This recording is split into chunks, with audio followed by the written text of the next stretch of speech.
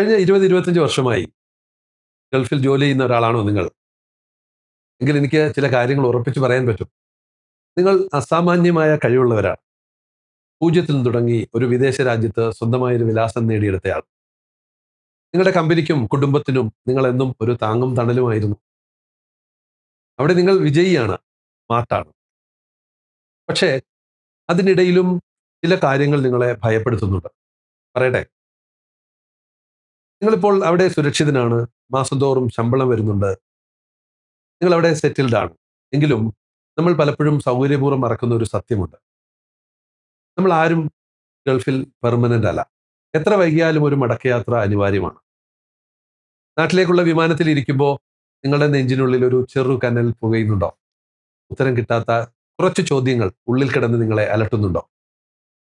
ഇനി തിരികെ ഗൾഫിലേക്കില്ല എന്നറിയുമ്പോൾ നാട്ടുകാർക്ക് മുമ്പിൽ വെറുമൊരു തൊഴിൽ രഹിതനായി മാറിപ്പോകുമോ എന്നൊരു പേടി ഇടയ്ക്ക് ഉള്ളിൽ ഉയരുന്നുണ്ടോ? ഗൾഫിൽ വലിയൊരു പൊസിഷനിൽ ഇരുന്ന ആളായിരുന്നു ഞാൻ. നാട്ടിലെത്തുമ്പോൾ വെറുമൊരു എക്സ് ഗൾഫ് എന്ന ഒരു ലേബലിൽ ഒതുങ്ങിപ്പോകുമോ എന്നൊരു പേടി, ഒരു ബേജാറ്. ഇത്രയും കാലം പ്രവാസത്തിലൂടെ നിങ്ങൾ ഉണ്ടാക്കിയെടുത്ത അന്തസ്സ് നാട്ടിലെത്തിയാൽ ഇല്ലാതാകുമോ എന്നൊരു പേടി. ഇത് നിങ്ങളുടെ മാത്രം പ്രശ്നമല്ല. തിരിച്ചു പോരാൻ ആഗ്രഹിക്കുന്ന ഒട്ടുമിക്ക എല്ലാ ഗൾഫ് മലയാളികളുടെയും ഉള്ളിലുള്ള ഭയമാണിത്. പക്ഷേ ഇതിലൊരു സന്തോഷ വർത്തമാനം കൂടിയുണ്ട്. ഈ പേടി നിങ്ങളെ ദുർബലനാക്കുന്ന ഒന്നല്ല, മറിച്ച് ജീവിതത്തെ ഗൗരവമായി കാണുന്ന ഒരാളാണ് നിങ്ങൾ എന്നതിന്റെ തെളിവാണ്. ഉത്തരവാദിത്തമുള്ള ആളാണ് നിങ്ങൾ എന്നത് സർട്ടിഫൈ ചെയ്യുന്നുണ്ട്. ഇതിനെ റിസ്ക് അവേർഷൻ എന്ന് വിളിക്കാം. അതായത് നിലവിലുള്ള സുരക്ഷിതമായ ഒരു സാഹചര്യം വിട്ട് നമുക്ക് അപരിചിതമായ ഒന്നിനെക്കുറിച്ച് ചിന്തിക്കുമ്പോൾ മനസ്സ് സ്വാഭാവികമായി ഒന്ന് വലിഞ്ഞു മുറുകും. ഞാൻ പരാജയപ്പെടുമോ എന്ന പേടി ആദ്യം തന്നെ ഉള്ളിൽ വരും. പ്രവാസികളുടെ കാര്യത്തിൽ ഈ പേടി അല്പം കൂടുതലായിരിക്കും. കാരണം നിങ്ങളുടെ മുന്നിലുള്ളത് ഒരു ജോലി മാത്രമല്ല, ഇത്രയും വർഷം കഷ്ടപ്പെട്ട് നേടിയ നിങ്ങളുടെ ഐഡന്റിറ്റിയും സമൂഹത്തിലെ സ്ഥാനവും കുടുംബത്തിന്റെ പ്രതീക്ഷയും ഒക്കെ ഇതിന്റെ കൂട്ടത്തിലുണ്ട്. ഒരു കാര്യം ഞാൻ വ്യക്തമാക്കാം. ഈ പേടി നിങ്ങളെ തകർക്കാനല്ല, പകരം നിങ്ങളെ തയ്യാറാക്കാനാണ്. ഇത് പരാജയത്തിന്റെ ലക്ഷണവുമല്ല. നമ്മുടെ മനസ്സ് നമുക്ക് നൽകുന്ന ഒരു ഗെറ്റ് റെഡി സിഗ്നലാണ്. ഇനിയും തയ്യാറാകാനുണ്ട് എന്ന് ഇത് നമ്മളോട് പറയുകയാണ്. സാധാരണയായി പേടി വരുമ്പോൾ നമുക്ക് മുന്നിൽ രണ്ട് വഴികളാണുള്ളത്. ഒന്ന്, ആ പേടിയിൽ നിന്ന് മാറി ഒളിച്ചിരിക്കാം. രണ്ട്, ആ പേടിയെ നേരിടാൻ സ്വന്തത്തെ തയ്യാറാക്കുക. ശരിയായ പ്ലാനും നമ്മളെ മനസ്സിലാക്കുന്ന കുറച്ചു പേരും കൂടെ ഉണ്ടെങ്കിൽ ഈ പേടിയെ ഒരു വലിയ അവസരമാക്കി മാറ്റാൻ നമുക്ക് സാധിക്കും. എന്നാൽ ഈ പേടിയെ ഒറ്റയ്ക്ക് നേരിടാൻ ശ്രമിക്കുമ്പോൾ അത് കൂടുതൽ ഭീകരമായി തോന്നും. ഇവിടെയാണ് ഒരേപോലെ ചിന്തിക്കുന്ന, പരസ്പരം സഹായിക്കുന്ന ഒരു കമ്മ്യൂണിറ്റിയുടെ ആവശ്യം വരുന്നത്. നമ്മുടെ ആശങ്കകൾ മനസ്സിലാക്കുന്ന, മുൻവിധികളില്ലാതെ നമ്മെ കേൾക്കുന്ന ഒരു കൂട്ടം ആളുകൾ കൂടെ ഉണ്ടെങ്കിൽ ഈ പേടി ഒരു തടസ്സമാകുകയില്ല. പകരം ഇതിനെ മുന്നോട്ട് പോകാനുള്ള ഇന്ധനമാക്കി മാറ്റാൻ നമുക്ക് സാധിക്കും. അപ്പോൾ ഈ യാത്ര നിങ്ങളെ കൂടുതൽ കരുത്തനും ശാന്തനുമാക്കും. മറ്റുള്ളവർക്ക് വഴി കാണിക്കുന്ന ഒരു ലീഡറായി നിങ്ങൾക്ക് മാറാൻ പോലും കഴിയും. ഗൾഫിലെ വർഷങ്ങൾ നീണ്ട അതിജീവനത്തിൽ വിജയിച്ചിട്ടും എന്തുകൊണ്ടാണ് ഒരു മടക്കയാത്ര നമ്മളെ ഇത്രയധികം അലട്ടുന്നത് എന്ന് ചിന്തിച്ചിട്ടുണ്ട്. ഇതിനെയും മറികടക്കണമല്ലോ. അതിന് പ്രായോഗികമായി എന്ത് ചെയ്യാം എന്നൊക്കെ ഇന്ന് നമ്മൾ സംസാരിക്കും. ഇതൊരു മോട്ടിവേഷണൽ ടോക്ക് ഒന്നുമല്ല. ഓരോ പ്രവാസിയും മടക്കയാത്രയ്ക്ക് മുമ്പ് തന്റെ ചിന്തകളെ ഒന്ന് ക്രമപ്പെടുത്തേണ്ടതുണ്ട് എന്ന് പറയാൻ ഞാൻ ശ്രമിക്കുക. കൂടെ ഉണ്ടല്ലോ അല്ലേ? ഞാൻ സലീം, പ്രവാസിത കമ്മ്യൂണിറ്റിയുടെ ഫൗണ്ടറാണ്. നിങ്ങളെപ്പോലെ തന്നെ 2 പതിറ്റാണ്ടിലേറെയായി പ്രവാസിയായി ജീവിച്ച ഒരാൾ. ഇന്ന് നിങ്ങൾ അനുഭവിക്കുന്ന അതേ പേടികളും അതേ ചോദ്യങ്ങളും ഇനി എന്ത് എന്ന് അതേ വേവലാതികളുമെല്ലാം ഞാൻ എൻ്റെ ജീവിതത്തിൽ കടന്നുപോയിട്ടുണ്ട്. സ്വന്തം ജീവിതത്തിൽ അനുഭവിച്ചും നൂറുകണക്കിന് പ്രവാസികളുടെ അനുഭവ കഥകൾ കേട്ടുമാണ് പ്രവാസിതം എന്ന ഈ കമ്മ്യൂണിറ്റി തയ്യാറാക്കപ്പെട്ടത്. ഞാൻ നിങ്ങളോട് ഒരു ലളിതമായ ചോദ്യം ചോദിക്കട്ടെ, പക്ഷേ ഇത് അതീവ ഗൗരവമുള്ള ഒന്നാണ്. ഇതിന് നിങ്ങൾ എവിടെയും പരസ്യമായ ഉത്തരം പറയേണ്ടതില്ല. നിങ്ങളുടെ കയ്യിൽ അഥവാ നിങ്ങളുടെ ഉള്ളിൽ മാത്രം ഒന്ന് ചിന്തിച്ചാൽ മതി.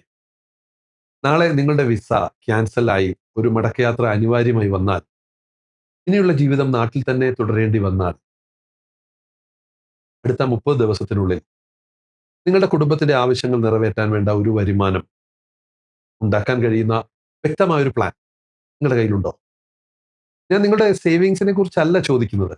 കയ്യിൽ പണമുണ്ടോ ഇല്ലയോ എന്നതല്ല ഇവിടെ വിഷയം. ചോദ്യം ഇതാണ്: ഗൾഫിലെ ജോലി നിലച്ചുപോയാൽ നിങ്ങളുടെ വരുമാനവും അതോടൊപ്പം നിലയ്ക്കുമോ? ഉത്തരം ഇല്ലട്ടോ. അങ്ങനെ ഒരു പ്ലാൻ കയ്യിലില്ല എന്നാണെങ്കിൽ ഇനി പറയുന്ന കാര്യങ്ങൾ നിങ്ങളെ കുറ്റപ്പെടുത്താനല്ല, നിങ്ങളെ ഭയപ്പെടുത്താനുമല്ല. ഇത് നിങ്ങളെക്കുറിച്ചാണ്. അത്രമാത്രം. നമ്മൾ എപ്പോഴൊക്കെയോ ചിന്തിച്ചു കൂട്ടിയ ഒരു ദിവസം ചെയ്യാമെന്ന് കരുതി മാറ്റിവെച്ച കുറെ ബിസിനസ് ഐഡിയകളൊക്കെ കാണും. പക്ഷേ ഇപ്പോഴും അതൊക്കെ വെറും ഐഡിയകൾ മാത്രമായിരിക്കുകയാണോ? എങ്കിൽ അത് നമ്മളെ ഒന്നിനും സഹായിക്കില്ല. സാരമില്ല. വ്യക്തമായ പ്ലാൻ ഇല്ലെങ്കിലും നമുക്ക് മുന്നിൽ ഒരു ചോദ്യം കൂടി ബാക്കിയുണ്ട്. ചോദിക്കട്ടെ? അതിതാണ്, മറ്റുള്ളവർക്ക് യഥാർത്ഥത്തിൽ ആവശ്യമുള്ള, എനിക്ക് വിൽക്കാൻ കഴിയുന്ന ഒരു സ്കില്ലോ ഒരു സർവീസോ അല്ലെങ്കിൽ ഒരു പ്രോഡക്റ്റോ എൻ്റെ കൈവശം ഇപ്പോൾ ഉണ്ടോ? അതിനും വ്യക്തമായ ഒരു ഉത്തരം കിട്ടുന്നില്ലേ? എങ്കിൽ വീണ്ടും പറയാം, ശാന്തമായിട്ട് കേൾക്കാം. ഇത് പരാജയത്തിന്റെ അടയാളമല്ല. ഇതാണ് ഇന്നത്തെ ഭൂരിഭാഗം ഗൾഫ് മലയാളികളുടെയും യാഥാർത്ഥ്യം. പക്ഷേ ഇതൊരു പ്രധാനപ്പെട്ട സൂചനയാണ്. ഈ ചോദ്യങ്ങൾക്കുള്ള ഉത്തരം കണ്ടെത്തുക എന്നതാണ് നിങ്ങളുടെ ആദ്യപടി. സാധാരണ പറയാറുള്ളതാണ്, നാം നേരിടുന്ന എല്ലാത്തിനെയും നമുക്ക് മാറ്റാൻ കഴിയുകയൊന്നുമില്ല. പക്ഷേ നേരിടാതെ ഒന്നിനെയും നമുക്ക് മാറ്റാൻ കഴിയുകയില്ല. മുന്നിലുള്ള യാഥാർത്ഥ്യങ്ങളെ നേരിട്ടേ നമുക്ക് മാറ്റമുണ്ടാക്കാൻ സാധിക്കും. ഭയപ്പെടുകയോ പരിഭ്രാന്തരാകുകയോ ചെയ്യേണ്ട ആവശ്യമില്ല. അടുത്ത 90 ദിവസത്തിനുള്ളിൽ ഇതിനൊരു നല്ല ഉത്തരം കണ്ടെത്തുക എന്നതാണ് നിങ്ങളുടെ ഏറ്റവും സുരക്ഷിതമായ നീക്കം. തയ്യാറല്ലേ? ഗൾഫ് പഴയതുപോലെയല്ല. ഇന്നത്തെ ഗൾഫിലെ ഈ മാറി മറയുന്ന സാഹചര്യത്തിൽ പ്രവാസികളെ നമുക്ക് രണ്ടായി കാണാൻ സാധിക്കും. ഒന്ന്, കൃത്യമായ പ്രിപ്പറേഷൻ ഉള്ളവർ. രണ്ട്, ഒരു വലിയ തിരിച്ചടി മുന്നിലെത്തുമ്പോൾ മാത്രം പരിഭ്രാന്തരായി പരിഹാരം അന്വേഷിക്കുന്നത്. അവർ സ്വാഭാവികമായും പാനിക്കായി പോകും. എന്തുകൊണ്ടാണ് അവർ ഇങ്ങനെ പാനിക്കാവുന്നത്? കാരണം അവർ ഒട്ടും പ്രിപ്പയർഡ് അല്ല എന്നതാണ് തന്നെ കാരണം. അവർ എപ്പോഴും തന്റെ പ്രശ്നങ്ങളെ ഒറ്റയ്ക്കാണ് ചിന്തിക്കുന്നത്. ഒറ്റയ്ക്ക് ചിന്തിക്കുമ്പോൾ ഭയം നമ്മുടെ ബുദ്ധിയെ മറയ്ക്കും. അപ്പോൾ ശരിയായ തീരുമാനങ്ങൾ എടുക്കുന്നതിന് പകരം കൂടുതൽ അരക്ഷിതാവസ്ഥയിലേക്ക് നമ്മൾ വീണുപോകും. അതോടെ മുന്നോട്ടുള്ള യാത്ര തടസ്സപ്പെടുകയും ചെയ്യും. ഒരു വലിയ പ്രതിസന്ധി മുന്നിലെത്തുന്നത് വരെ കാത്തു നിൽക്കരുത് എന്നർത്ഥം. പകരം ജീവിതം സുരക്ഷിതമാണ് എന്ന് നാം കരുതുന്ന സമയത്ത് തന്നെ അതിനെക്കുറിച്ച് ആലോചിച്ചു തുടങ്ങണം. ഇതിനെ നമുക്കൊരു ബൈക്ക് യാത്രയോട് ഉപമിക്കാം. ബൈക്ക് യാത്ര റിസ്ക് ഉള്ളതാണ്. ആക്സിഡന്റ് ഉണ്ടാവാനുള്ള സാധ്യതയുണ്ട്. അതും ആലോചിച്ച് ടെൻഷനായിരിക്കുകയല്ല ആരും. അതേസമയം അപകടം സംഭവിക്കുമ്പോഴല്ലേ അപ്പോ കാണാം എന്ന് കരുതി ഹെൽമെറ്റ് പോലെയുള്ള സുരക്ഷിത മുൻകരുതലുകൾ എടുക്കാതിരിക്കുന്നത്. യാത്രയോടൊപ്പം സുരക്ഷയ്ക്കുള്ള തയ്യാറെടുപ്പുകളും വേണം എന്നർത്ഥം. ഇവിടെ ഏറ്റവും പ്രധാനം, ഇതേ സാഹചര്യങ്ങളിലൂടെ കടന്നുപോകുന്ന, ഇതേ പേടികളും ചോദ്യങ്ങളുമുള്ള, പ്രതിസന്ധികൾ അഭിമുഖീകരിക്കുന്ന സമകാലികരായ ധാരാളം പ്രവാസികൾ നമുക്ക് ചുറ്റുമുണ്ട്. അവരുമായി കണക്ട് ചെയ്യാനും പ്രതിസന്ധികൾ ഒറ്റയ്ക്ക് ഉള്ളിൽ നിന്നും ഒതുക്കാതെ അവരോടൊപ്പം പങ്കിടാനുള്ള അവസരങ്ങൾ നാം ബോധപൂർവം കണ്ടെത്തേണ്ടതുണ്ട്. കാരണം നമ്മുടെ സ്വാഭാവികമായ ഭയം ഒരുമിച്ചുള്ള പരസ്പര സഹായവുമായി ചേർന്നാൽ അവിടെ ഒരു അന്തരീക്ഷം രൂപപ്പെടും, ഒരു ഈക്കോസിസ്റ്റം. ഈ ഒരു അന്തരീക്ഷത്തിൽ, ഈ ഒരു ഈക്കോസിസ്റ്റത്തിൽ നമുക്ക് പ്രതിസന്ധികളിൽ പാനിക്കാവാതെ ശരിയായ തീരുമാനങ്ങൾ എടുക്കാനും അത് നടപ്പിലാക്കാനുമുള്ള യഥാർത്ഥ പ്രാപ്തി ലഭ്യമാവും.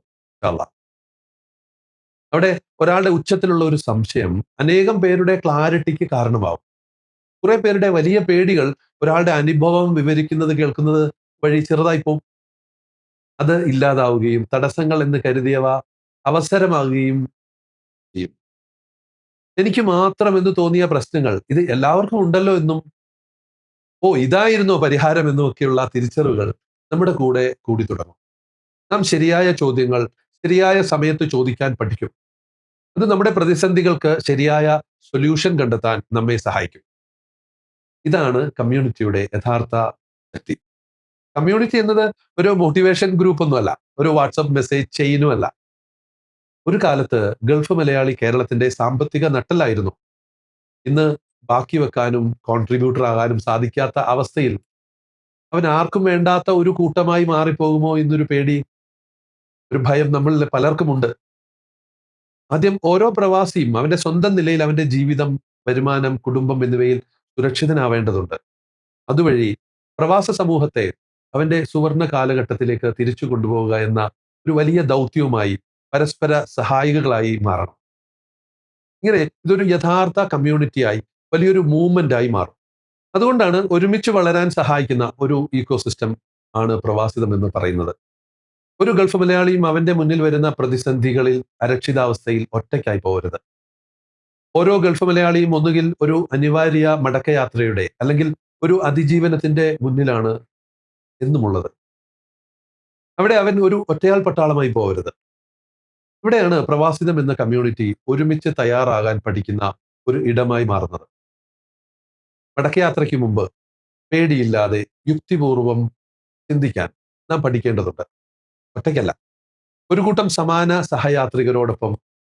അവിടെ ആളുകൾ തീരുമാനങ്ങൾ എടുക്കാൻ ധൃതിപ്പെടുന്നില്ല, പകരം സമാധാനമായി തയ്യാറാകാൻ പഠിക്കുകയാണ്. ശരിക്കും തയ്യാറാകുക എന്ന് പറഞ്ഞാൽ എന്താണ്? അതിനർത്ഥം നാളെ തന്നെ ജോലി രാജിവെക്കുക എന്നല്ല, അല്ലെങ്കിൽ മറ്റന്നാൾ മുതൽ വലിയൊരു ബിസിനസ് തുടങ്ങുക എന്നതുമല്ല.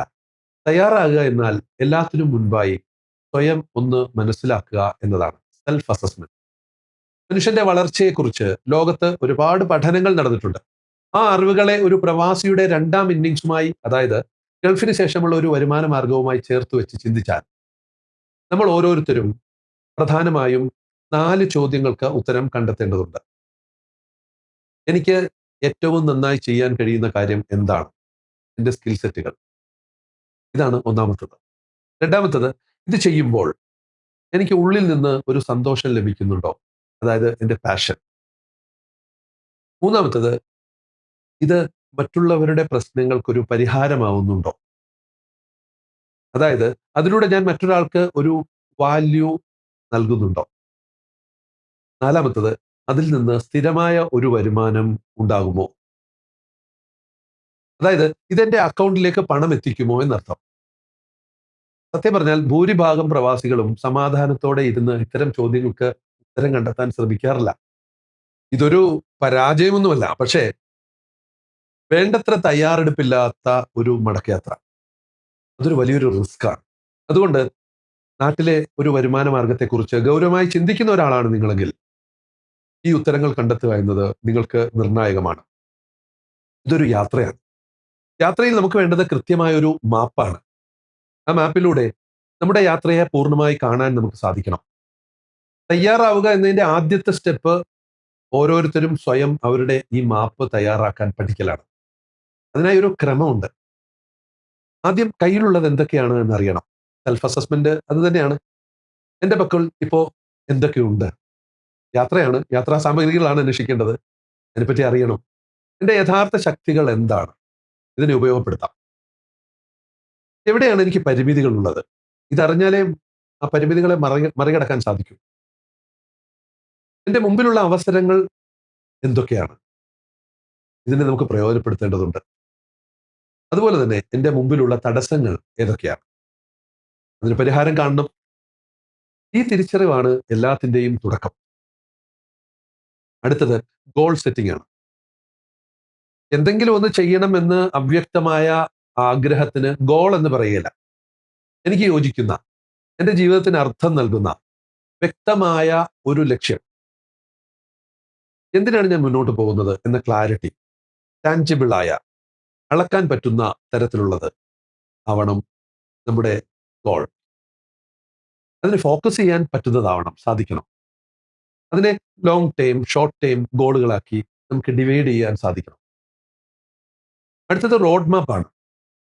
ഇന്ന് ഞാൻ എവിടെയാണെന്നതും എനിക്ക് എവിടെ എത്തണമെന്നതും തമ്മിലുള്ള ദൂരത്തെ ബ്രേക്ക് ഡൗൺ ചെയ്ത് ചെറിയ സ്റ്റെപ്പുകളാക്കി മാറ്റുന്നതിനാണ് ഒരു ലക്ഷ്യത്തിലേക്കുള്ള റോഡ് മാപ്പ് എന്ന് പറയുന്നത്. ഇവിടെയാണ് ട്രാൻസ്ഫോർമേഷൻ നടക്കുന്നത്. ഇതൊരു ഡേ 1 സക്സസ് ഒന്നുമല്ല, പക്ഷേ ഡേ ബൈ ഡേ ക്ലാരിറ്റിയാണ്. അടുത്തത് മൈൽ സ്റ്റോൺ ആണ്. ഒരു യാത്രയിൽ പൊതുവായി 2 കാര്യങ്ങളാണ് ശ്രദ്ധിക്കാനുള്ളത്. ഒന്ന്, ലക്ഷ്യത്തിലേക്ക് ഇനി എത്ര ദൂരമുണ്ട്? 2, ശരിയായ വഴിയിൽ തന്നെയാണോ നമ്മൾ ഉള്ളത്? ഈ മൈൽ സ്റ്റോണുകൾ ഈ 2 കാര്യങ്ങളാണ് നമ്മളോട് പറയുന്നത്. പൂർത്തിയാക്കേണ്ട ലക്ഷ്യത്തിലേക്കുള്ള അടയാളങ്ങളാണ് ഓരോ മൈൽ സ്റ്റോണും. ഇതാണ് ഇപ്പോൾ നിങ്ങൾ എവിടെയാണ് നിൽക്കുന്നത് എന്നും നിങ്ങൾ എപ്പോഴാണ് ലക്ഷ്യസ്ഥാനത്ത് എത്തുന്നത് എന്നുമൊക്കെ നിങ്ങളോട് പറഞ്ഞു തരുന്നത്. ഇനി നാം ഒരു പ്രോഡക്റ്റിനെ പറ്റി ചിന്തിക്കണം. എന്താണ് പ്രോഡക്റ്റ്? നമ്മുടെ പ്രോഡക്റ്റ് എങ്ങനെ ഡിസൈൻ ചെയ്യാം? പ്രോഡക്റ്റ് എന്നത് കൈകൊണ്ട് തൊടാൻ കഴിയുന്ന ഒരു വസ്തു മാത്രമല്ല. അതൊരു ഫിസിക്കൽ സാധനമാകാം, വസ്ത്രം, മെഷീൻ, വീട്, അതുപോലെ. ഇല്ലെങ്കിൽ ഒരു ഡിജിറ്റൽ ഉൽപ്പന്നമാകാം, ഒരു ഓൺലൈൻ കോഴ്സ്, ഒരു ആപ്പ്, ഇല്ലെങ്കിൽ നിങ്ങളുടെ അറിവും അനുഭവവും പങ്കുവെക്കുന്ന ഒരു സർവീസ്, ഒരു സേവനമാകാം, കൺസൾട്ടേഷൻ. ഇവിടെ ശ്രദ്ധിക്കേണ്ട പ്രധാന കാര്യം, നിങ്ങൾ ഒരാളെ മാത്രം സഹായിച്ചാൽ അതൊരു സഹായം, ഫേവർ മാത്രമാണ്. എന്നാൽ ഇതേ സഹായം കൃത്യമായ ഒരു സിസ്റ്റത്തിലൂടെ, ഒരു പ്രോസസ്സിങ്ങിലൂടെ ആർക്കും ലഭ്യമാകുന്ന രീതിയിൽ ചിട്ടപ്പെടുത്തിയാൽ അതൊരു പ്രോഡക്റ്റായി മാറും. ചുരുക്കത്തിൽ ഒരു കൂട്ടം ആളുകൾക്ക് ഇപ്പോൾ ഉള്ള ഒരു പ്രശ്നത്തെ, ഒരു പെയിനെ, അവരുടെ ഒരു വേദനയെ, അവരുടെ ഒരു പ്രശ്നത്തെ അവർ ആഗ്രഹിക്കുന്ന സന്തോഷകരമായ അവസ്ഥയിലേക്ക് മാറ്റുന്ന കൃത്യമായ രൂപവും അതിന് വില നൽകാൻ കഴിയുന്ന തരത്തിലുള്ള ഒരു പരിഹാരവുമാണ് പ്രോഡക്റ്റ്. ഒരു പ്രോബ്ലം, അതിന്റെ സൊല്യൂഷൻ ഇതാണ്. ഇത് വാങ്ങുന്നയാളുടെ ജീവിതത്തിൽ ഒരു വാല്യൂ ആഡ് ചെയ്ത് നൽകുകയും പോസിറ്റീവായ മാറ്റം ഉണ്ടാകുകയും ചെയ്യുന്നുണ്ടെങ്കിൽ അതിന്റെ രൂപം എന്തായാലും ശരി, അതൊരു മികച്ച പ്രോഡക്റ്റ് തന്നെയാണ്. നിങ്ങളുടെ അറിവിനെയും ജീവിത പരിചയത്തെയും സ്കിൽ സെറ്റുകളെയും വിശകലനം ചെയ്ത് അതിൽ നിന്നും ഒരു സിഗ്നേച്ചർ പ്രോഡക്റ്റ് ഡിസൈൻ ചെയ്യാൻ, അത് വിജയകരമായി മാർക്കറ്റ് ചെയ്യാനും പ്രവാസിതം നിങ്ങളെ ഘട്ടം ഘട്ടമായി പ്രാപ്തരാക്കും. ഇനി പറയേണ്ടത് ടാർഗറ്റ് ഓഡിയൻസിനെ കുറിച്ചാണ്. ടാർഗറ്റ് ഓഡിയൻസിനെ ഏറ്റവും ലളിതമായി ഇങ്ങനെ പറയാം: നിങ്ങൾ നൽകുന്ന പരിഹാരം, അതായത് നിങ്ങളുടെ പ്രോഡക്റ്റ്, ആർക്കാണ് ഏറ്റവും അത്യാവശ്യമുള്ളത് എന്ന് കൃത്യമായ തിരിച്ചറിവാണ് ടാർഗറ്റ് ഓഡിയൻസ് കൊണ്ട് ഉദ്ദേശിക്കുന്നത്. ഓർക്കുക, ആർക്ക് വേണമെങ്കിലും അല്ലെങ്കിൽ എല്ലാവർക്കും വേണ്ടി ഒരു പ്രോഡക്റ്റ് ഡിസൈൻ ചെയ്താൽ, നിർമ്മിച്ചാൽ അതിനെ പ്രത്യേകിച്ച് ആരും ശ്രദ്ധിക്കില്ല. മറിച്ച് ഒരു പ്രത്യേക പ്രശ്നത്തിലൂടെ കടന്നു പോകുന്ന ഒരാളെ മുന്നിൽ കണ്ടുകൊണ്ട് വേണം നിങ്ങൾ സംസാരിക്കാൻ. എങ്കിൽ മാത്രമേ അത് കേൾക്കുന്നയാൾക്ക് ഇത് എന്നെക്കുറിച്ചാണല്ലോ പറയുന്നത് എന്ന് തോന്നൽ ഉണ്ടാവുകയുള്ളൂ. ഉദാഹരണം, നിങ്ങളൊരു ഷൂ വിൽക്കുന്ന ആളാണെന്ന് കരുതുക. നിങ്ങളുടെ ടാർഗറ്റ് ഓഡിയൻസ് ആരാണ് എന്ന് ചോദിച്ചാൽ ഒരു പൊതുവായ ഉത്തരം ഇങ്ങനെയാവാം: കാലുള്ള എല്ലാവരും എന്റെ ടാർഗറ്റ് ഓഡിയൻസ് ആണ്. കാരണം ഒരു കൊച്ചുകുട്ടിക്ക് വേണ്ട ഷൂ അല്ല 60 വയസ്സുള്ള ഒരാൾക്ക് വേണ്ടത്. ഒരു ഓട്ടക്കാരന് വേണ്ട ഷൂ അല്ല കല്യാണത്തിന് പോകുന്ന ആൾക്ക് വേണ്ടത്. അപ്പൊ എല്ലാവർക്കും പൊതുവായ ഷൂ എന്ന് പറയുന്ന ഒരു സൊല്യൂഷനാണ്. എന്നാൽ എന്റെ ടാർഗറ്റ് ഓഡിയൻസ് ദിവസവും 5 കിലോമീറ്റർ ഓടുന്ന 20-നും 40-നും ഇടയിൽ പ്രായമുള്ള ഫിറ്റ്നസിൽ ശ്രദ്ധിക്കുന്ന യുവാക്കളാണ്.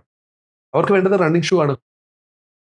ഇതൊരു മാർക്കറ്റിംഗ് തന്ത്രമല്ല, നിങ്ങളുടെ സ്കില്ലിനെ ആളുകൾ വിശ്വസിച്ച് പണം മുടക്കാൻ തയ്യാറാവുന്ന ഒരു മൂല്യമുള്ള പ്രൊഡക്റ്റാക്കി മാറ്റാനുള്ള ഏറ്റവും പ്രധാനപ്പെട്ട ആദ്യ ചുവടുവെപ്പാണ്. ഇനിയുള്ളത് ഡിജിറ്റൽ പ്രസൻസ് ആണ്. എന്താണ് ഡിജിറ്റൽ പ്രസൻസ് എന്ന് പറയാം. പണ്ടൊക്കെ ഒരു ബിസിനസ് വിജയിക്കാൻ നമുക്ക് നാൽക്കവലകളിൽ, ഒരു മെയിൻ റോഡിൽ ഒരു കട വേണമായിരുന്നു. എന്നാൽ ഇന്ന് ആ മെയിൻ റോഡ് ആകെ മാറിയിരിക്കുന്നു. ഇന്നത്തെ മെയിൻ റോഡ് നിങ്ങളുടെ ഉപഭോക്താവിന്റെ, നിങ്ങളുടെ ബയറുടെ കയ്യിലുള്ള ഒരു ഡിവൈസ് ആണ്, ഒരു മൊബൈൽ ഫോണാണ്. ഓർക്കുക, ഡിജിറ്റൽ പ്രസൻസ് എന്നത് വെറും ഒരു ഫേസ്ബുക്ക് പേജോ വെബ്സൈറ്റോ മാത്രമല്ല. നിങ്ങളെ ഇന്ന് വരെ നേരിൽ കണ്ടിട്ടില്ലാത്ത ഒരാൾക്ക് പോലും ഇയാളെ വിശ്വസിക്കാമെന്ന് തോന്നാൻ ആവശ്യമായ തെളിവുകൾ, എവിഡൻസ് ഓഫ് ട്രസ്റ്റ്, ഇന്റർനെറ്റിൽ സൃഷ്ടിക്കുന്നതിനെയാണ് ഡിജിറ്റൽ പ്രസൻസ് എന്ന് വിളിക്കുന്നത്. ഇതൊരു പക്ഷേ നിങ്ങളുടെ മുഖം കാണിക്കുന്ന ഒരു വീഡിയോ ആകാം. അതിൽ നിങ്ങൾ ആരുടെയോ വലിയ ഒരു വേദനയുടെ പരിഹാരത്തെക്കുറിച്ച് പറയുന്നുണ്ടാവും. അല്ലെങ്കിൽ നിങ്ങൾ പരിഹരിച്ച ഒരു പ്രശ്നത്തിന്റെ സംഭവത്തെക്കുറിച്ച് ഒരു കഥ പറയുന്നതാവാം, ഒരു സ്റ്റോറി ടെല്ലിംഗ് പോലെ. അല്ലെങ്കിൽ നിങ്ങളെ വിശ്വസിച്ച ഒരാളുടെ ഒരു നല്ല അനുഭവം. ഇതൊക്കെ ആവാം. ഇവിടെ ആരെങ്കിലും വിളിച്ച് എന്റെ സാധനം വാങ്ങൂ എന്ന് നിർബന്ധിക്കുന്നൊന്നുമില്ല. മറിച്ച് ഒരാളുടെ, അല്ലെങ്കിൽ ഒരാൾക്കുള്ള ഒരു പ്രശ്നം വരുമ്പോൾ, അയാളുടെ പെയിൻ അയാളുടെ മുമ്പിൽ എത്തുമ്പോൾ, അയാൾ സാധാരണ ഡിജിറ്റൽ സ്പേസിൽ, ഗൂഗിളിലോ സോഷ്യൽ മീഡിയയിലോ പരിഹാരം തിരയുന്ന അതേ നിമിഷത്തിൽ തന്നെ നിങ്ങൾക്കുള്ള പരിഹാരം എന്റെ കയ്യിലുണ്ടെന്ന് കൃത്യമായി അവരുടെ മുമ്പിൽ എത്തിപ്പെടാൻ കഴിയുക എന്നതാണ് ഇതുകൊണ്ട് ഉദ്ദേശിക്കുന്നത്. ഇതൊരു ടെക്നിക്കൽ നൂലാമാലയാണെന്ന് കരുതി പേടിക്കുകയൊന്നും വേണ്ട. ഇതിന് കോഡിങ് അറിയണമെന്നില്ല, വലിയ ടെക് എക്സ്പേർട്ട് ആവണമെന്നൊന്നുമില്ല. നിങ്ങൾക്ക് ആളുകളോട് സംസാരിക്കാൻ അറിയുമെങ്കിൽ ഇത് വളരെ എളുപ്പത്തിൽ പഠിക്കാവുന്ന ഒരു സ്കിൽ മാത്രമാണ്. ചുരുക്കത്തിൽ നിങ്ങളുടെ ഡിജിറ്റൽ പ്രസൻസ് ശക്തമാണെങ്കിൽ നിങ്ങൾ ഉറങ്ങുമ്പോഴും നിങ്ങളുടെ ബിസിനസ് ലോകത്തോട് സംസാരിച്ചുകൊണ്ടേയിരിക്കും. ഞാനിപ്പോൾ നിങ്ങളോട് സംസാരിക്കുന്നത് എൻ്റെ ഒരു ഡിവൈസിലൂടെയാണ്. ഞാൻ എങ്ങനെയാണ് നിങ്ങളിലേക്ക് എത്തിയത്, അതേപോലെ തന്നെ നിങ്ങൾക്കും നിങ്ങളുടെ ടാർഗറ്റ് ഓഡിയൻസിലേക്ക് എത്താം. ഇത് റോക്കറ്റ് സയൻസ് ഒന്നുമില്ല. പഠിക്കാവുന്ന, പഠിച്ചെടുക്കാവുന്ന, പരിശീലിക്കാവുന്ന ഒരു സ്കിൽ മാത്രമാണ്.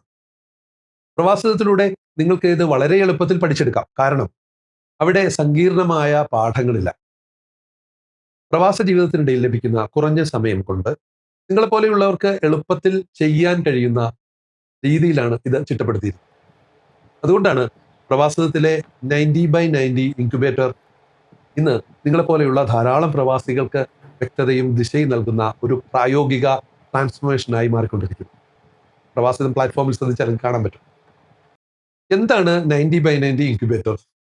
ലളിതമായി പറഞ്ഞാൽ പ്രവാസികൾക്ക് വേണ്ടി പ്രവാസിതത്തിൽ ഒരുക്കിയിരിക്കുന്ന ഒരു സുരക്ഷിതമായ തയ്യാറെടുപ്പ് ഇടമാണിത്. Safe preparation zone. മടക്കയാത്രയെക്കുറിച്ച് പേടിയും ആശയക്കുഴപ്പവും മാറ്റി വ്യക്തമായ ഒരു പ്ലാനിലേക്ക് എത്താൻ നിങ്ങൾക്ക് നൽകുന്നത് അടുത്ത 90 ദിവസങ്ങളാണ്. അതിനായി നിങ്ങൾ ദിവസവും മാറ്റിവെക്കേണ്ടത് വെറും 1 അല്ലെങ്കിൽ 1.5 മണിക്കൂർ മാത്രമാണ്. അതിന്റെ ഏറ്റവും വലിയ പ്രത്യേകത എന്തെന്നാൽ ഇവിടെ നിങ്ങൾ ഒരു തരത്തിലുള്ള റിസ്ക്കും എടുക്കുന്നില്ല. ജോലി രാജിവെക്കണ്ട, ഇപ്പോഴുള്ള ജീവിത രീതിയിൽ ഒരു മാറ്റവും വരുത്തണ്ട, വലിയ ഇൻവെസ്റ്റ്മെന്റ് ഒന്നും ആവശ്യമില്ല. എന്നാൽ ഒരു വ്യക്തമായ ട്രാൻസ്ഫോർമേഷൻ ഇവിടെ സാധ്യമാകുന്നു. ഇതൊരു സാധാരണ കൂട്ടായ്മയാണെന്ന് തെറ്റിദ്ധരിക്കരുത്. നിങ്ങളുടെ വളർച്ചയ്ക്ക് ആവശ്യമായതെല്ലാം ഒരു കുടക്കീഴിൽ നൽകുന്ന ഒരു ഇക്കോസിസ്റ്റം, ഒരു ആവാസ വ്യവസ്ഥയാണിത്. ഇവിടെ നമ്മൾ ചെയ്യുന്നത് 4 കാര്യങ്ങളാണ്. സെൽഫ് അസസ്മെന്റ്, നിങ്ങളുടെ ഉള്ളിലെ കഴിവുകളെ കണ്ടെത്താൻ പഠിക്കുന്നു. ഒരു ക്ലിയർ ആയിട്ടുള്ള റോഡ് മാപ്പിനെ എങ്ങോട്ട് പോകണമെന്നതിന് വ്യക്തമായി പ്ലാൻ ഉണ്ടാക്കാൻ നിങ്ങളെ പ്രാപ്തനാക്കുന്നു. പ്രോഡക്റ്റ് ഡിസൈൻ, നിങ്ങൾക്ക് വിൽക്കാൻ കഴിയുന്ന ഒന്നിനെ രൂപപ്പെടുത്താൻ വേണ്ടി പഠിക്കുന്നു. സിംപ്ലിഫൈഡ് മാർക്കറ്റിംഗ് ടെക്നോളജിയുടെ തലവേദനകളൊന്നുമില്ലാതെ മാർക്കറ്റിംഗിന്റെ എല്ലാ തലങ്ങളും സ്വായത്തമാക്കാൻ പഠിക്കുന്നു. അതുകൊണ്ട് ഇതൊരു പഠന സ്ഥലം മാത്രമല്ല, നിങ്ങളുടെ ഭാവിയെ നിർമ്മിക്കുന്ന ഇടമാണ്. മടക്കയാത്രയ്ക്ക് മുമ്പ് തയ്യാറാവുക എന്നത് ഒരു ലക്ഷറി അല്ല, ഇതൊരു ഉത്തരവാദിത്തമാണ്. ഇതൊക്കെ കേൾക്കുമ്പോൾ ഇതെല്ലാം എനിക്ക് പറ്റുമോ എന്നൊരു പേടി തോന്നുന്നുണ്ടോ? ആദ്യം തന്നെ ഒരു കാര്യം ക്ലിയർ ചെയ്യാം. ഇത് എല്ലാം ഇന്ന് തന്നെ ചെയ്യേണ്ട കാര്യമല്ല. ഇതൊരു ജേണിയാണ്. പടിപടിയായി നടക്കാവുന്ന ഒരു ജേണി. ഒന്ന് ഓർത്തു നോക്കൂ, സ്മാർട്ട് ഫോൺ ആദ്യമായി കയ്യിൽ കിട്ടിയ പലരെയും നമ്മൾ കണ്ടതാണ്. പലർക്കും അതൊരു ബാലികേറാമല തന്നെയായിരുന്നു. ആദ്യമായി ഒരു സോഫ്റ്റ്വെയർ തുറന്നപ്പോ, അല്ലെങ്കിൽ ആദ്യമായി ഒരു പ്രീമിയം കാർ ഡ്രൈവ് ചെയ്തപ്പോ കുറെ ആശങ്കകൾ നമുക്കും തോന്നിയിരുന്നില്ലേ? പക്ഷെ ഇന്ന് നാം എല്ലാം എത്ര സ്വാഭാവികമായി അതെല്ലാം ചെയ്യുന്നുണ്ട്. പരിശീലിച്ചാൽ എല്ലാത്തിലും കൈയടക്കം നേടാനാവുമെന്ന് ജീവിതം നമ്മളെ പഠിപ്പിച്ചു. പ്രത്യേകിച്ച് പ്രവാസികൾ ഇതാണ് പഠിച്ചത്. ഇത് പുതിയ കാര്യമല്ല. നിങ്ങൾ എത്രയോ വലിയ കാര്യങ്ങൾ ഇതിനു മുമ്പ് പഠിച്ചിട്ടുണ്ട്. 0-ൽ നിന്ന് തുടങ്ങി ഒരു വിദേശ രാജ്യത്ത് ജീവിക്കാൻ നിങ്ങൾ പഠിച്ചില്ലേ? അവിടെ നിങ്ങളുടേതായ ഒരു തട്ടകം നിങ്ങൾ കണ്ടെത്തിയില്ലേ? അതിനുവേണ്ട എല്ലാ സ്കില്ലുകളും നിങ്ങൾ സ്വയം പഠിച്ചെടുത്തില്ലേ? ഇതിനേക്കാൾ വലിയ സ്കിൽ സെറ്റ് വേറെ എന്തുണ്ട്? അതിനാൽ ഇതെനിക്ക് പറ്റുമോ എന്നതല്ല, എത്ര ക്രമമായി പഠിക്കാം എന്നതാണ് ശരിയായ ചോദ്യം. പലരും കരുതുന്നത് പോലെ സ്കിൽ സെറ്റ് എന്നത് ഡിഗ്രിയുടെയോ സർട്ടിഫിക്കറ്റുകളുടെയോ പേരല്ല. സ്കിൽ സെറ്റ് എന്നത് ഒരു ജോലി ഫലപ്രദമായും കാര്യക്ഷമമായും ചെയ്യാൻ നിങ്ങളെ സഹായിക്കുന്ന അനുഭവത്തിലൂടെയും പരിശീലനത്തിലൂടെയും നിങ്ങൾ നേടിയെടുത്ത കഴിവുകളാണ്. ഗൾഫ് ജീവിതം നിങ്ങൾക്ക് നൽകിയത് കേവലം റിയാലുകളും ദിർഹമുകളും മാത്രമല്ല. വ്യത്യസ്ത രാജ്യക്കാരെ മനോഹരമായി കൈകാര്യം ചെയ്യാൻ നിങ്ങളെ പ്രാപ്തനാക്കിയ സോഫ്റ്റ് സ്കിൽസ് നിങ്ങളുടെ കയ്യിലുണ്ട്. അവിശ്വസനീയമായ സഹനം, അത്ഭുതകരമായ ആശയവിനിമയം, മറ്റാർക്കും പറ്റാത്ത സമ്മർദ്ദ സാഹചര്യങ്ങളെ കൈകാര്യം ചെയ്യുന്നതും സാമ്പത്തിക കാര്യങ്ങൾ നിയന്ത്രിക്കാൻ നിങ്ങൾ കാണിച്ചതുമായ ഹാർഡ് സ്കിൽസ് ഉണ്ട്. ചിലവിന്റെ നിയന്ത്രണം, പ്ലാനിങ്, ഉത്തരവാദിത്വം, ഇതൊക്കെ ഏത് സാഹചര്യത്തിലേക്ക് മാറിയാലും നിങ്ങളെ സഹായിക്കുന്ന ട്രാൻസ്ഫറബിൾ സ്കിൽസ് ആണ്. Team handling, problem solving, decision making, ഇതൊന്നും നിങ്ങൾക്ക് ഇനി പുതിയതായി അധികമൊന്നും പഠിക്കേണ്ടതില്ല. ഒന്ന് പൊടി തട്ടിയെടുത്താൽ മതി. കാരണം ജീവിതം തന്നെ നിങ്ങളെ പഠിപ്പിച്ച വിദ്യകളാണ് ഇതൊക്കെ. പക്ഷേ നമ്മൾ അതിനെ ഇനിയും സ്കിൽ എന്ന് വിളിച്ചു തുടങ്ങിയിട്ടുണ്ട്. അതുകൊണ്ട് നമ്മളിൽ പലർക്കും അതിന്റെ മൂല്യം തിരിച്ചറിയാൻ കഴിയാതെ പോയതാണ്. നിങ്ങളൊരു ഡ്രൈവർ ആയാലും, ഒരു ടെക്നീഷ്യൻ ആയാലും, ഒരു സൂപ്പർവൈസർ ആയാലും, നിങ്ങളെ ഒരാൾ ആശ്രയിക്കുന്നുണ്ടെങ്കിൽ അവിടെ ഒരു സ്കിൽ നിങ്ങളുടെ കയ്യിലുണ്ട് എന്ന് തന്നെയാണ് അതിന്റെ അർത്ഥം. നിങ്ങളുടെ ഭിത്തിയിലിരിക്കുന്ന സർട്ടിഫിക്കറ്റുകളെക്കാൾ ഈ പ്രായോഗിക സ്കിൽ സെറ്റുകൾ തന്നെയാണ് നാട്ടിൽ നിങ്ങൾക്ക് യഥാർത്ഥ മൂല്യമായി മാറുന്നത്. അതുകൊണ്ടാണ് ഒരു കാര്യം ഞാൻ ഉറപ്പിച്ചു പറയുന്നത്, നിങ്ങൾ വെറും എക്സ് ഗൾഫ് അല്ല, നിങ്ങൾ ട്രെയിൻഡ് ആണ്, ടെസ്റ്റഡ് ആണ്, ട്രാൻസ്ഫറബിൾ വാല്യൂസ് അസറ്റ് ഉള്ള ആളാണ്. നമ്മൾ ഇതുവരെ സംസാരിച്ചത് മടക്കയാത്ര എന്ന പേടിയെക്കുറിച്ചാണ്. എന്നാൽ യഥാർത്ഥത്തിൽ ആ പേടി നിങ്ങളെ തോൽപ്പിക്കാനുള്ളതല്ല, മറിച്ച് നിങ്ങൾക്ക് തയ്യാറെടുക്കാൻ സമയമായി എന്ന് നിങ്ങളെ ഓർമ്മിപ്പിക്കുന്ന ഒരു പോസിറ്റീവ് സിഗ്നൽ മാത്രമാണ്. ഒരു കാര്യം മറക്കരുത്. നിങ്ങളുടെ മൂലധനം നിങ്ങളുടെ ഫയലിലിരിക്കുന്ന ആ പഴയ സർട്ടിഫിക്കറ്റുകളല്ല. ഈ ഗൾഫ് ജീവിതം നിങ്ങളിൽ പരുവപ്പെടുത്തിയ, നിങ്ങൾക്ക് നൽകിയ സ്കിൽ സെറ്റുകളാണ്. നിങ്ങളുടെ യഥാർത്ഥ സ്വർണം, ഗോൾഡ് അത് തന്നെയാണ്. ഇനി വേണ്ടത് ഒരൊറ്റ കാര്യമാണ്. ആ സ്കിൽ സെറ്റുകളെ മറ്റുള്ളവർ പണം കൊടുത്ത് വാങ്ങാൻ തയ്യാറാകുന്ന ഒരു സർവീസ് അല്ലെങ്കിൽ ഒരു പ്രോഡക്റ്റ് അല്ലെങ്കിൽ ഒരു സിസ്റ്റം ആക്കി ഒന്ന് ഫോർമലൈസ് സൊല്യൂഷൻ ആക്കി മാറ്റുക. എന്നിട്ട് അത് ശരിയായ ആളുകളിലേക്ക്, അതിന്റെ ആവശ്യക്കാരിലേക്ക് നമ്മളുടെ സ്ഥിരം നമ്മൾ ഉപയോഗിക്കുന്ന നമ്മുടെ സ്മാർട്ട് ഫോൺ ഉപയോഗിച്ച് ഡിജിറ്റലായി കണക്ട് ചെയ്യിപ്പിക്കും. ഓർക്കുക, ഇത് ജോലി ഉപേക്ഷിച്ചുള്ള എടുത്തുചാട്ടമൊന്നുമല്ല. ഇതൊരു പാനിക് ഡിസിഷനുമല്ല. റിസ്ക് ഇല്ലാതെ ഭാവിയിലേക്ക് പാലം പണിയുന്ന ഉത്തരവാദിത്തമുള്ള ഒരു തയ്യാറെടുപ്പാണ്. ഇതെല്ലാം കേൾക്കുമ്പോൾ ഇത് എനിക്ക് വേണ്ടിയുള്ളതാണ് എന്ന് മനസ്സ് പറയുന്നുണ്ടോ? എങ്കിൽ ഇപ്പോൾ പ്രത്യേകിച്ച് ഒരു വലിയ തീരുമാനങ്ങളൊന്നും എടുക്കണ്ട. പക്ഷേ ഇതിപ്പോൾ ചിന്തിക്കാൻ എളുപ്പമാണ്.